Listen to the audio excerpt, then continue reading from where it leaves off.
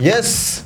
Bana, hii ni Sat Media. Popote ulipo duniani unapotufuatilia kwa jina la Sat Media, ndo sisi hapa tunapatikana hivyo. Hakikisha unakwenda katika mitandao yetu ya kijamii yote, Instagram, Facebook, Twitter, kwa maana hiyo zamani, lakini sasa hivi wanaita X, pamoja na mtandao pendwa kabisa, mtandao wa mazawadi gift bwana, mtandao wa TikTok. Ndivyo wana kidwatse kabisa. Mimi naitwa Kione Hamisi Mauruku, mwenzangu ni Mahmoud. Jina letu lile la ugali lile, mjue kama Kidworks. Ndo tunajulikana hivyo bwana. Na cha msingi leo tarehe 30, siku ya mwisho kabisa ya mwezi Juni mwaka 2026, ndio tumehitimisha au tumetamatisha ligi kuu Tanzania bara, iite NBC Premier League, ambapo timu 16 zilikuwa zikichuana kutoka 2025 kuja msimu huu wa 2026. Na timu hizo 16, mbili za juu Yanga machampion tena mara ya 5 mfululizo, lakini kule chini bwana, timu mbili, ya kwanza KMC na alama zao 9 tu tangu ameanza ligi, walishinda mchezo mmoja. Alafu Mtibwa Sugar, msemaji wao Tobias Kifaru Ligalambwiki alisema tuwaombee. Tumeshindwa kuwaombea. Walisema alienda kutalii, amerudi tena kutalii. Bana, hayo yote tunaweza tukazungumza na tusimalize hii siku Kidu. Ndio. Nataka tuzungumzie eneo la huyu kijana Engineer Hersi Said. Mara 5 mfululizo. Umesema ndugu yangu, huyu jamaa ana kitu gani? Kwangu mimi alama 75 kileleni Yanga, ubingwa consecutive, tofauti mara 5 mfululizo ubingwa. Simba wameshinda pia na alama 73. Of course tofauti ya alama 2 tu. Of course tumeenjoy, tumepata msimu mzuri, tumepata burudani nzuri ya mpira. Kwa wapenzi wa soka tumeona ushindani, kwa sababu hata safari nafikiri kwa majanti hawa wawili Simba na Yanga, nafikiri mechi zote zimefanikiwa kutoa sare katika mechi zote mbili, Simba akiwa nyumbani na Yanga akiwa nyumbani, si ndio?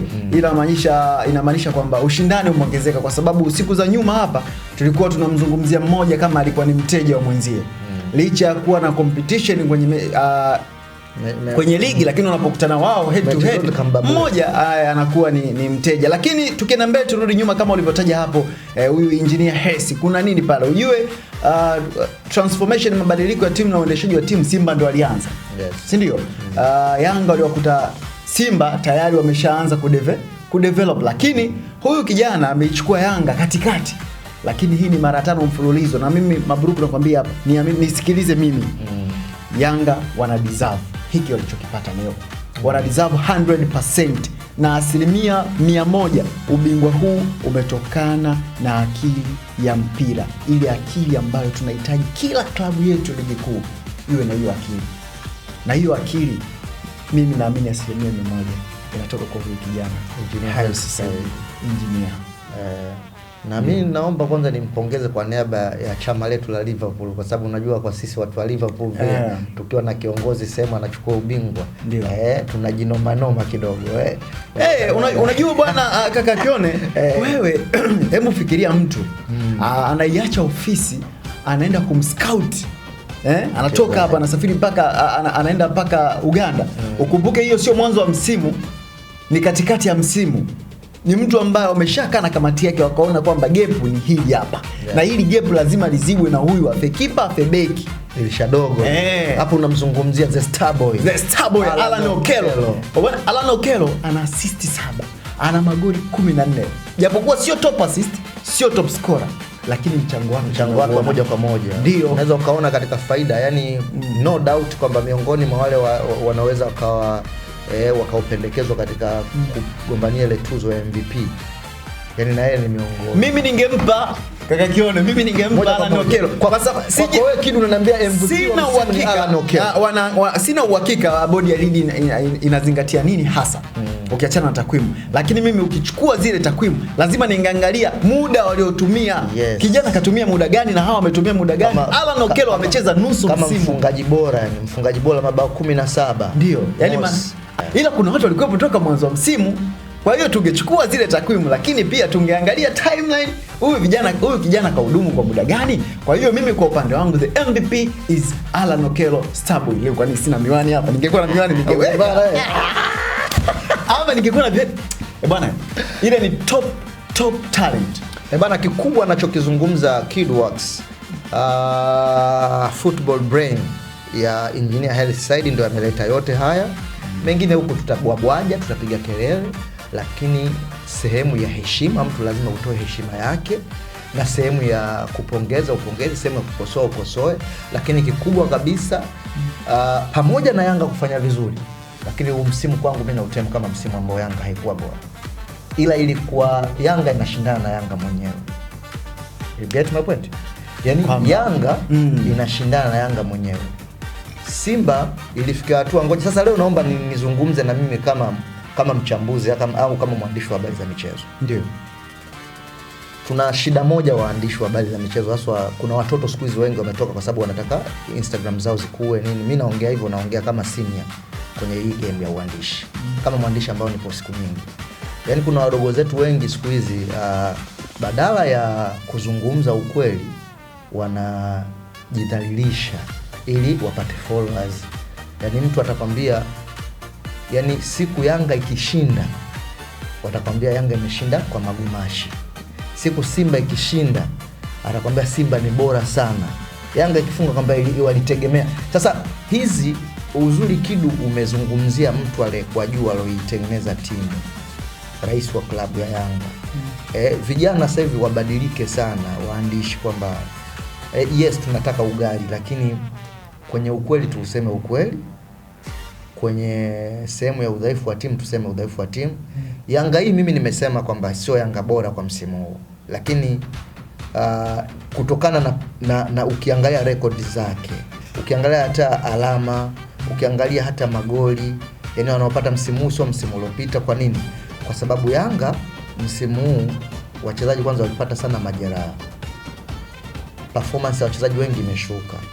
Lakini pia mtu kama Pacome ambaye leo ameumia, performance yake ya msimu huu tofauti na msimu ulioisha. Sio, umeelewa? Kwa hiyo ndio maana unaweza kusema Yanga imeshindana na Yanga mwenyewe, kwa sababu yani Simba wametafuta wachezaji kujipata. Simba dirisha dogo wameitumia vizuri sana. Hao kina Ancent Oura, Libas Gweye pamoja Loemba, hao ni wachezaji ambao wamekuja moja kwa moja na wameingia kwenye mfumo. Lakini Yanga ukiangalia ni mchezaji mmoja tu aliyokuja moja kwa moja na performance yake ikawa superb, ambayo tunamzungumzia the Star Boys, ndivyo. Lakini ukiangalia kiuhalisia Yanga wachezaji wake wote wale wa zamani ndio wale waliowategemea.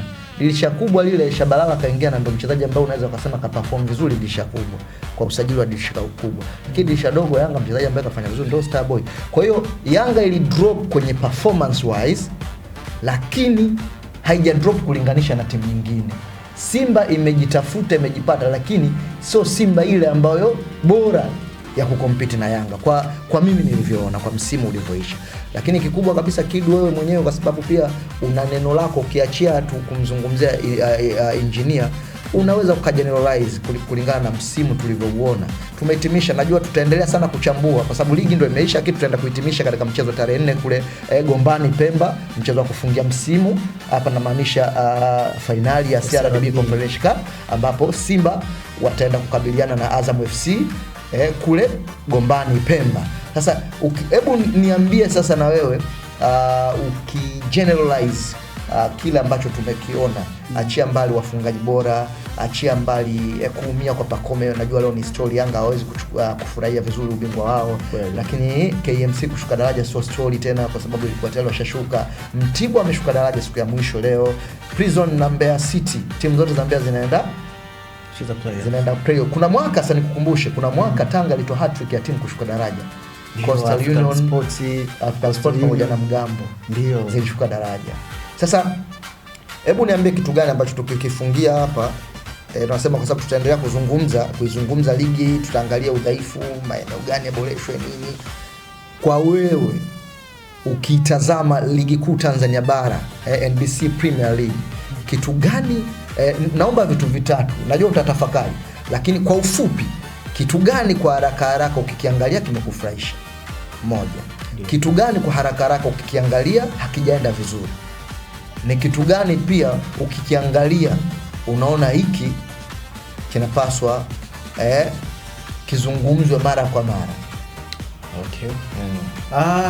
Kitu cha kwanza, nimefurahia sana utendaji wa bodi ya ligi kuu, hususan katika kukemea matendo ambayo vitu ambavyo vinarudisha ligi yetu nyuma. Kwa nafasi hiyo mimi nafikiri wamecheza kwa 80%. Hiyo kitu cha kwanza. Kitu cha pili, narudi tena kwenye bodi ya ligi hiyo. Yes. Wakati huu sasa tunapoenda msimu mpya, kuna vitu ambavyo vinaharibu taswira ya ligi kuu yetu. Hivi vitu ambavyo vinaharibu taswira ya ligi kuu yetu si tena vya kuvikemea, bali kuviondoa. Si unaelewa? Kwa sababu naweza nikatolea mfano kitu kilichotokea leo. Young Africans walizuiliwa na wakapigwa fine kutumia eneo ambalo sio sehemu ya uwanja, nyumba iliyokuwa nje ya uwanja. Umeelewa? Na hilo tukio leo wamerudia tena mara bila wasiwasi. Tena kulikuwa na walinzi kabisa wanazuia, ni kana kwamba kile kinachofanyika pale ni kitu legalized, yani kimeruhusiwa, ndio ni halali. Ukienda kwa mashabiki kuna vitu watakwambia kwamba hivi vitu vinatuongezea ladha, vitaifanya ligi yetu iwe na nini, si ndio? Hatukatai kweli, utani wa jadi umekuwa muda mrefu, lakini kuna vitu ambavyo tunaonekana immature.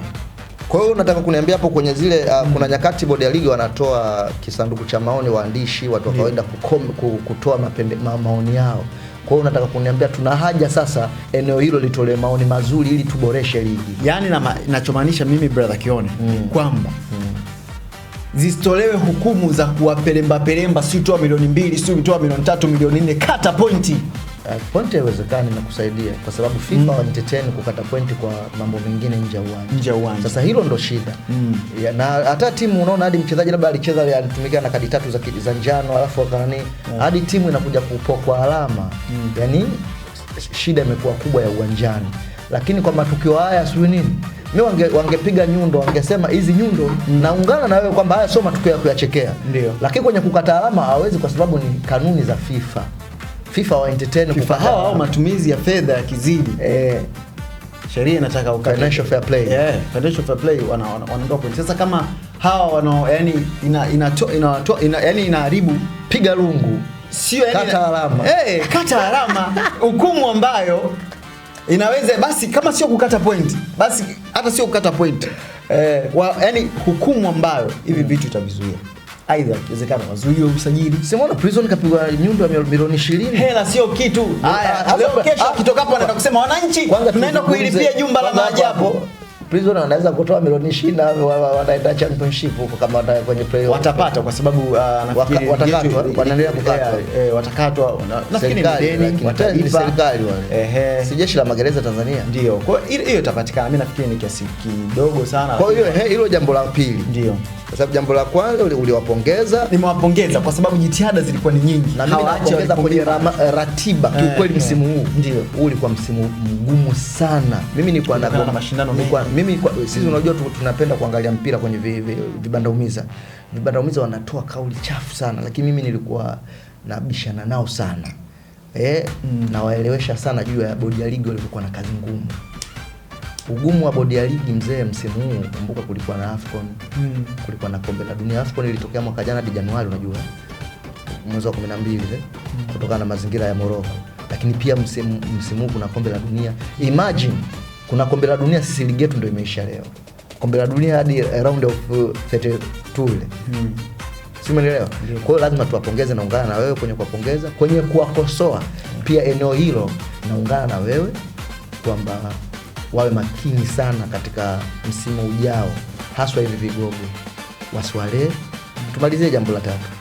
Jambo la tatu na la mwisho kwa ligi yetu generalize. Naona umefurahia walembo walioshusha kombe pale na Samuel. Kufurahi ni vitu vizuri, ni vitu ambavyo vinaleta udambudamu ligi yetu vinaongeza utamu. Sasa mimi bwana brother Kione, nafikiri jambo la mwisho kwenye ligi yetu nafikiri ni upande wa udhamini.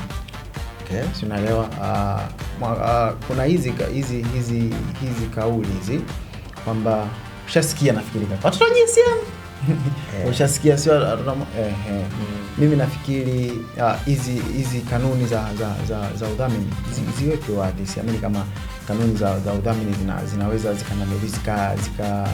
zikaharibu financial labda reputation ya mdhamini na nini, kwa sababu hivi vitu vinapowekwa kwenye mikataba tu, na hiki kitu ni kitu cha public, basi kinaondoa imani kwa baadhi ya mashabiki, na kuna doubt zinazaliwa ambazo hazina hata msingi, kwamba hii timu ya GSM hawa wanaenda watacheza wanashinda. Kwa mimi nafikiri kwenye hizi clause, kwenye hii mikataba ya udhamini, vitu ambavyo vinahitajika kuwekwa wazi, pia wazi kwamba kanuni ya TFF inataka hivi, kwa mdhamini huyu anaruhusiwa kudhamini hivi na hivi, na klabu zote zimesign, si ndio? Kwa hiyo isije katokea klabu inaanza kusema si hatuchezi au sijui jambo fulani, hii ni mdhamini si kwa sababu ya mdhamini huyu.